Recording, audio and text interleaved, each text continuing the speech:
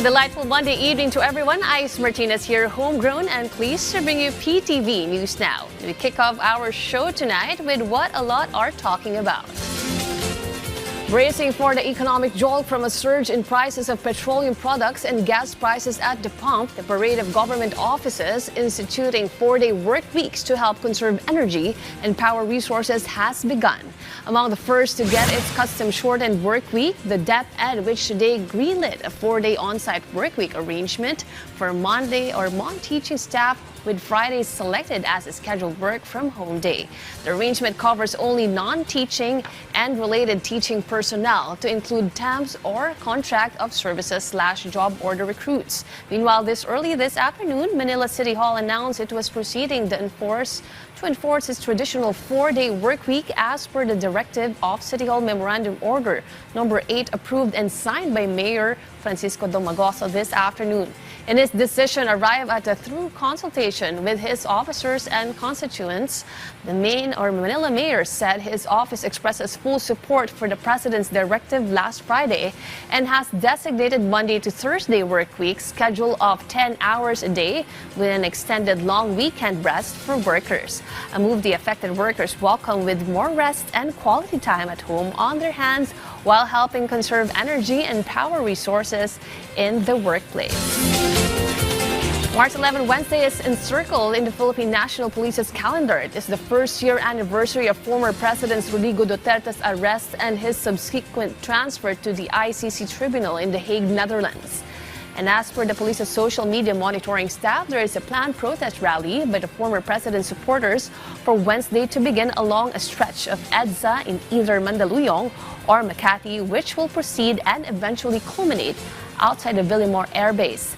This protest rally, Duterte supporters says, is intended to draw more attention and sympathy to the plight of the former president sitting in The Hague for a year now and awaiting his fate on charges on crimes against humanity.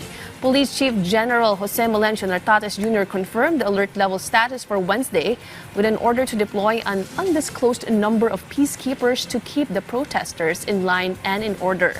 Likewise, he has directed more personnel in Davao City, where the former president's compatriots and diehard supporters are prepping for an even bigger event. Still, the nation's top cop has made it crystal clear to all his men on assignment for Wednesday to maintain a maximum tolerance mode of peacekeeping enforcement all throughout the duration of the event.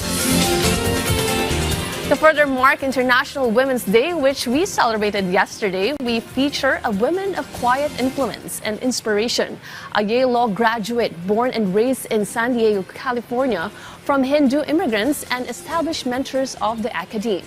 She worked as a civil litigation trial lawyer for a well-known California law firm, and she happens to be the first Indian-American second lady in United States history, attorney Usha Chilukuri Vance.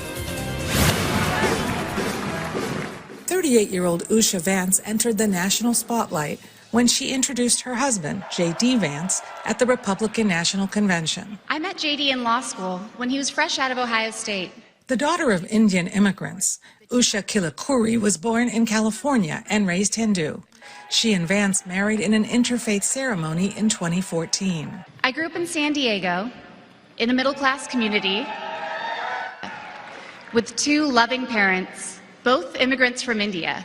Usha Vance's parents are academics, as is her great-aunt, a physics professor in India, where there is a lot of pride in Usha Vance's accomplishments. I felt very proud of the situation because from my family, such a great intellectual has risen means it is something. Her former law firm profile says Usha Vance participated in a media freedom access clinic at Yale. She also worked at an Iraqi assistance refugee project there. She clerked for both Supreme Court Justice John Roberts and for Justice Brett Kavanaugh when he was at the Court of Appeals. The reunions. Anita McBride, who once served as First Lady Laura Bush's chief of staff, says people who know Usha Vance speak highly of her. Super smart, very collegial, got along with everyone, and just is a hard worker. And a nice person, and you want to hear things like that about people that are maybe in public life. You know, I think it says something about their character.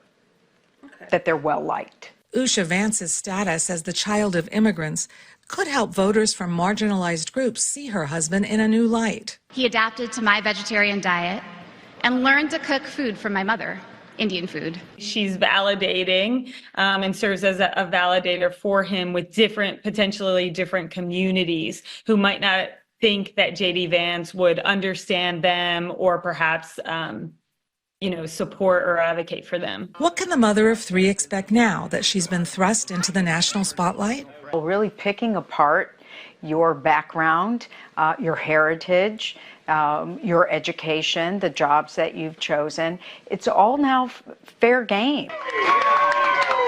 J.D. Vance says his wife is, quote, not a very political person. She is out on the campaign trail with him. Mrs. Vance resigned from her law firm when her husband became Donald Trump's running mate. And when we win, you can hold us to that promise. Dora McQuarrie, VOA News, Washington. So we've come to the end of tonight's show. Join us anew tomorrow evening for another round of stories here at home and abroad in Breaking at the Hour. Don't forget to always stay connected by catching the news right here. This has been Ice Martinez wishing you all a cool, restful night ahead, and thank you for watching PTV News Now.